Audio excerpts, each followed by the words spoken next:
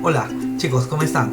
Vamos a tener nuestra clase de biología, soy el profesor Jesús Paredes y vamos a empezar esta semana con muchas ganas, con mucha actitud, vamos a empezar bien, muchas bendiciones en sus hogares y iniciemos esta semana tomando en cuenta que hay que ir avanzando y mejorando. Sí, ya estamos en el mes de julio, estamos a la mitad del año y miren qué rápido ha pasado, nos hemos adaptado a un nuevo tipo de educación y hay que sacarle provecho, ¿sí? Hay que ir mejorando cada vez, ir potenciando nuestros niveles, ¿no? Estamos en secundaria y ya estamos cerca, ¿no? Algunos de terminar el colegio y hay que mejorar.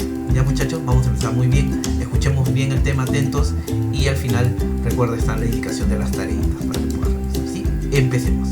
Muy bien, empecemos. Entonces en esta semana vamos a ver lo que es la continuación del sistema respiratorio, vamos a ver la parte 2, vamos a hablar de fisiología, cómo es que funciona el sistema respiratorio para poder irlo entendiendo. Muy bien, entonces vamos a ver, como te decía, fisiología respiratoria o fisiología respiratoria del sistema respiratorio o aparato respiratorio. ¿Qué corresponde o qué se entiende por fisiología? Fisiología va a ser el funcionamiento respiratorio y en este funcionamiento del sistema respiratorio se van a distinguir dos procesos. Uno es la ventilación pulmonar y el otro es el intercambio gaseoso. Veamos primero la ventilación pulmonar. La ventilación pulmonar es el ingreso y la salida de aire de los pulmones.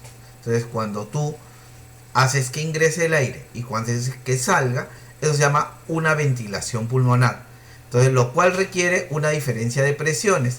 Hay que recordar que hay una presión del aire, la presión atmosférica, y una presión intrapulmonar. Entonces, vamos a tener que también saber cuáles son los valores. Y esa diferencia de presiones que se logra modificando el volumen pulmonar. Esto se refiere al tamaño del pulmón. Nosotros hay que recordar que junto a los pulmones va a haber músculos en la cavidad torácica, ¿sí? Que van a ayudar a que se realice la respiración. Entonces se refiere a ellos, que son por acción del músculo diafragma y los músculos de la caja torácica. La ventilación comprende dos mecanismos o dos procesos, que nosotros ya los conocemos. ¿Cuáles son? El primero es la inspiración, que es cuando ingresa el aire a los pulmones. Cuando tú haces esto, inspiración. Y el otro proceso es la expiración, cuando tú haces la salida del aire de los pulmones. Entonces, uno es cuando el aire ingresa y el otro es cuando el aire sale. Entonces recuerda, el ingreso y la salida del aire de los pulmones es una ventilación pulmonar. Entonces, la ventilación pulmonar incluye dos mecanismos: la inspiración y la expiración, el ingreso y la salida de aire de los pulmones, ¿sí? Muy bien. Vamos a ver qué corresponde a la inspiración. La inspiración, como tú verás, mira, el aire está ingresando, se nota la flechita, y así como el aire está ingresando, mira, sucede algo curioso. ¿Qué pasa con el tamaño del pulmón? El tamaño del pulmón se está expandiendo, ¿sí? Las flechas apuntan que el pulmón se está ensanchando. El diafragma se está contrayendo y está dejando más espacio para el pulmón. Entonces veamos, la presión atmosférica va a ser de 760 milímetros de mercurio. Ese es el valor de la presión del aire, la presión atmosférica, ¿sí? La presión del aire antes de entrar. Entonces hay que recordar que el aire va a viajar de un lugar de mayor concentración a otro lugar de menor concentración, ¿sí? Recuerda, de mayor concentración a otro de menor concentración. Cuando el diafragma lo que hace es contraerse, ¿sí? Del diafragma, también los músculos intercostales externos, y esta contracción que genera cuando hago que ingrese el aire, esa contracción genera que haya más espacio para que entre bastante aire, para que salga. El generar más espacio, que genera que la presión interior a nivel de los pulmones disminuya.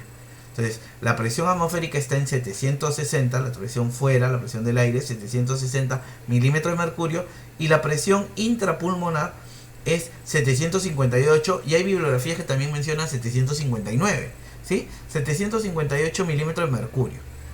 Entonces, este aumento de espacio que ha habido en los pulmones ha generado que la presión atmosférica dentro de los pulmones disminuya, permitiendo que el oxígeno ingrese a los pulmones. Entonces, ¿qué ha pasado? Los músculos diafragma y los intercostales externos, al contraerse, que generan mayor espacio pulmonar. Y el pulmón, a tener mayor espacio, va a tener menor presión. Va a tener más espacio, menor presión, el aire puede ingresar.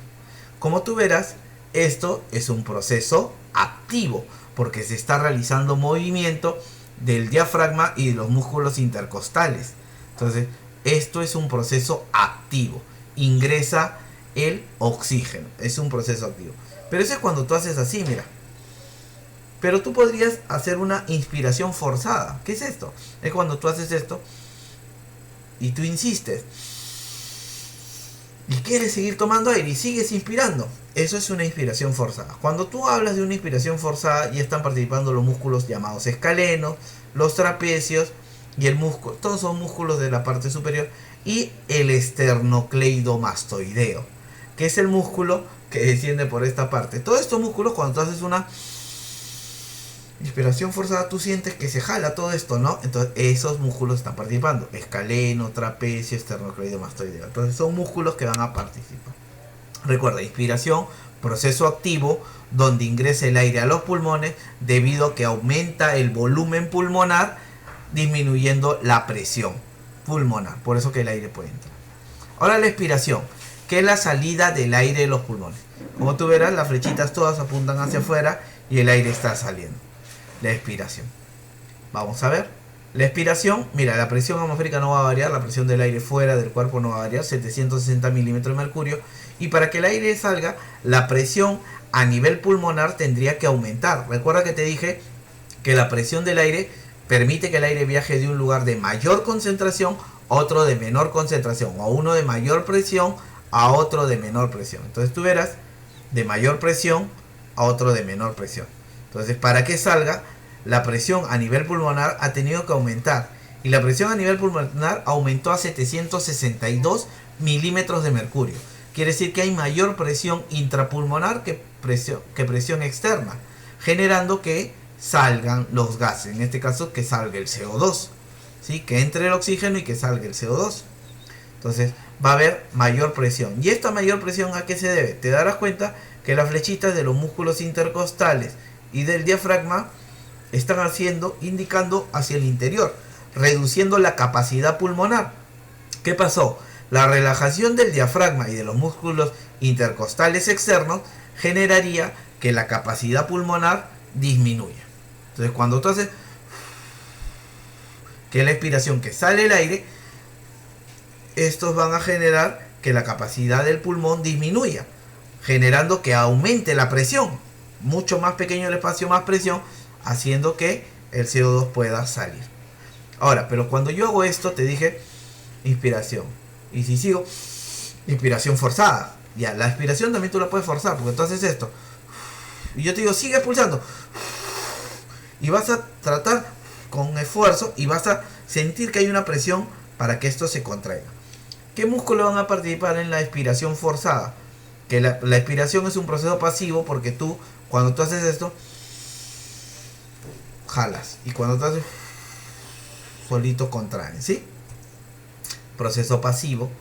Y en la expiración forzada, participan los músculos intercostales y los que tenemos acá, ¿sí? Los abdominales, claro, que están bien marcaditos, ¿sí? Capaz tú tienes grasa, pero bueno, están bien marcaditos. Los músculos abdominales, ¿sí? Estos de acá son los que es cuando expiración forzada.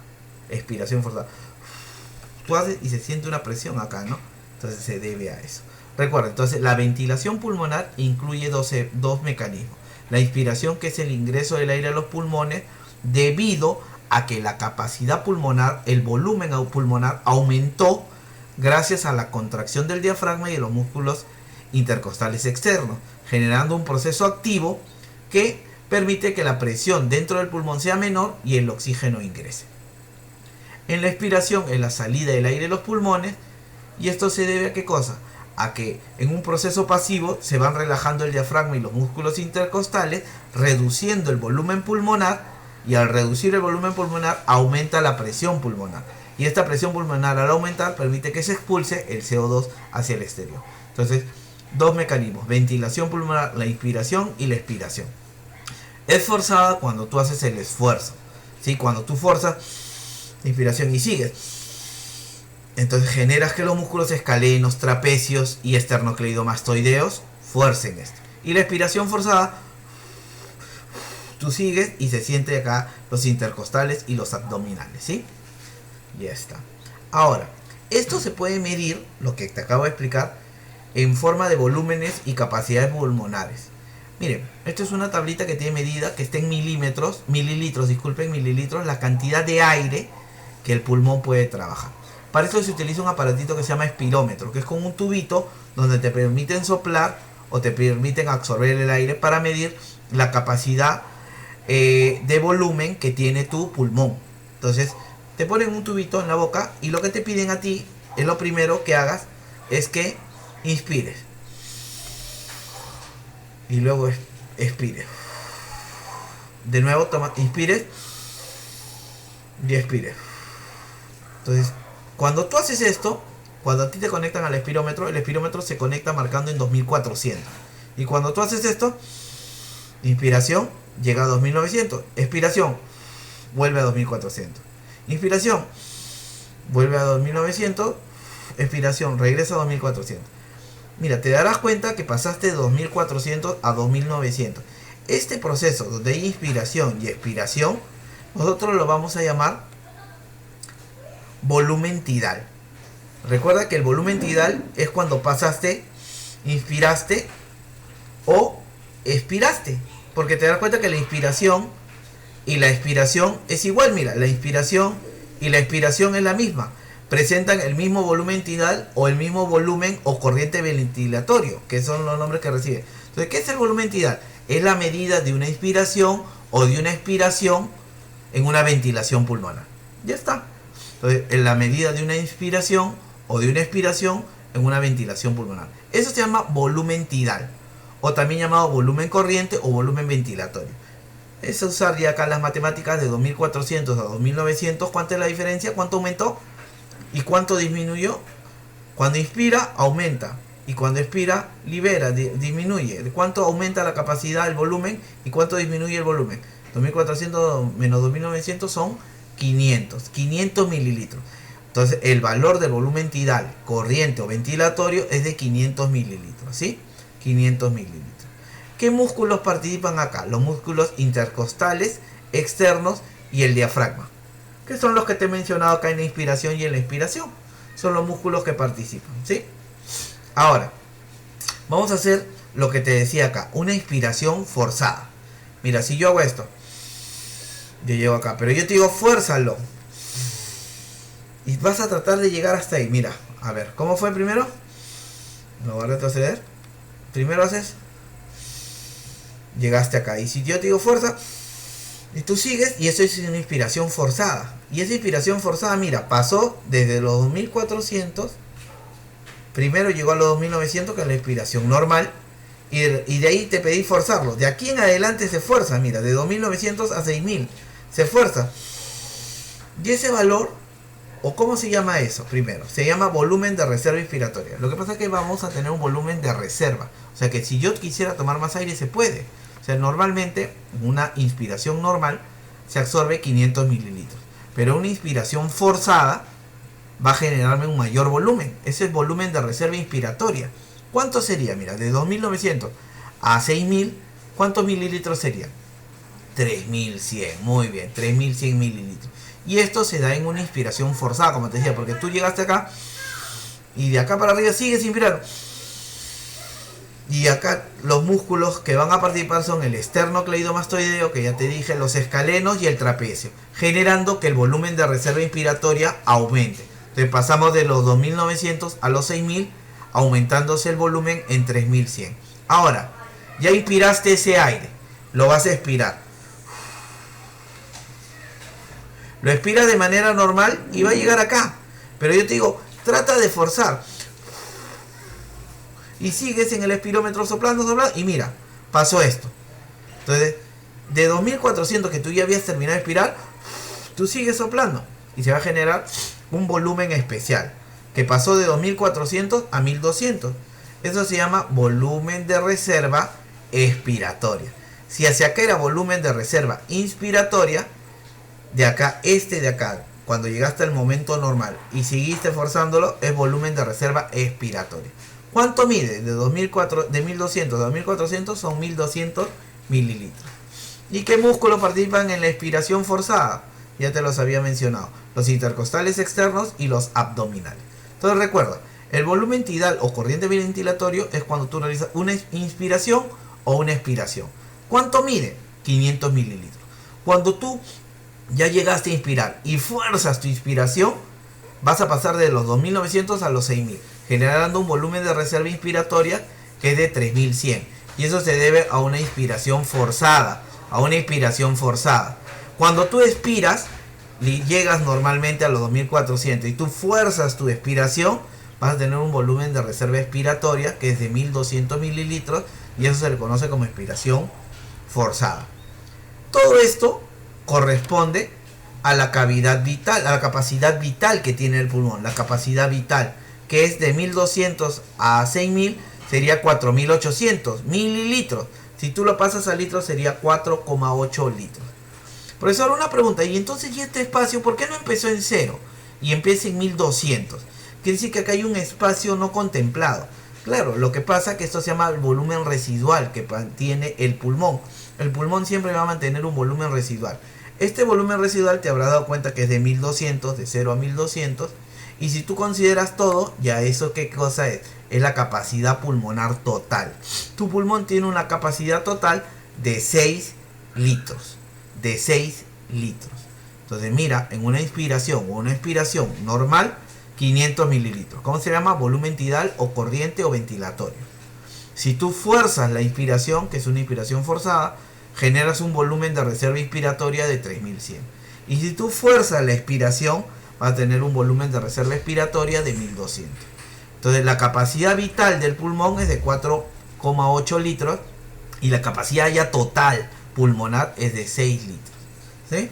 Ahora, esto permite medir lo que es la frecuencia respiratoria, que es el número de ciclos respiratorios, tanto inspiración como expiración, que ocurren en un minuto. Tú te darás cuenta que esto también va a variar de acuerdo a la edad de la persona. Por ejemplo, si es un neonato, un recién nacido, tiene entre 30 y 60 ciclos respiratorios, inspiración y expiración durante un minuto. Por eso que al bebito se le nota que ese estomaguito se contrae, ¿no? ¿Sí? Respira bastantes ciclos respiratorios tienen un minuto. Un niño tiene entre 20 y 40 ciclos respiratorios y nosotros, o un adulto ya, tiene entre 14 y 18 ciclos respiratorios por minuto.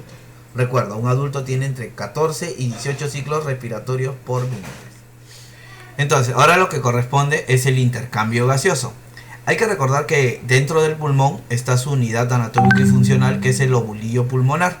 El lobulillo pulmonar va a presentar como partes al bronquiolo terminal y al bronquiolo respiratorio. Y esto va a terminar en los sacos alveolares, donde se encuentran los alveolos. Dentro de los vasos sanguíneos que se encuentran dentro del lobulillo, tenemos a las arterias y a las venas.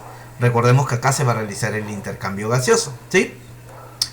Hay que recordar que hay una terminología que se refiere al acino respiratorio. El acino respiratorio, a diferencia del lobulillo pulmonar, es que no considera al bronquiolo, sino solo considera al bronquiolo terminal, al bronquiolo respiratorio y a los conductos o sacos alveolares y los alveolos. Esa es la diferencia, ¿sí? Muy bien.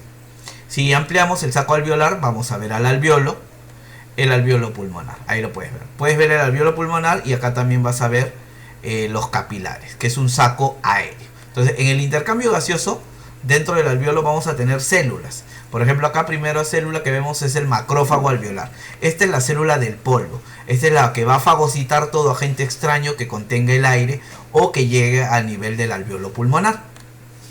Tenemos luego el neumocito 2, que es una célula más grande, más hinchadita, ¿sí?, que se encarga de la síntesis de la sustancia surfactante, que es una sustancia lipídica que va a evitar que el alveolo colapse. Recuerda que en el alveolo hay el intercambio constante gaseoso, entonces tiene que haber una sustancia que evite que haya el colapso, ¿sí? El neumocito 2 evita el colapso alveolar. Y luego tenemos las células planas epiteliales que forman al alveolo pulmonar, llamadas neumocito 1, y estas se les conoce como células planas por su forma y se encargan de la difusión de gases, ¿sí?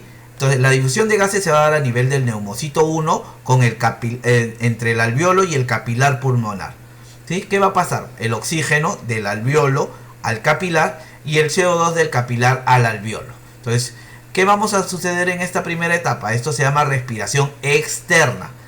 ¿Qué es la respiración externa? Es la oxigenación de la sangre. La sangre está recibiendo oxígeno y está dejando el CO2, ¿sí?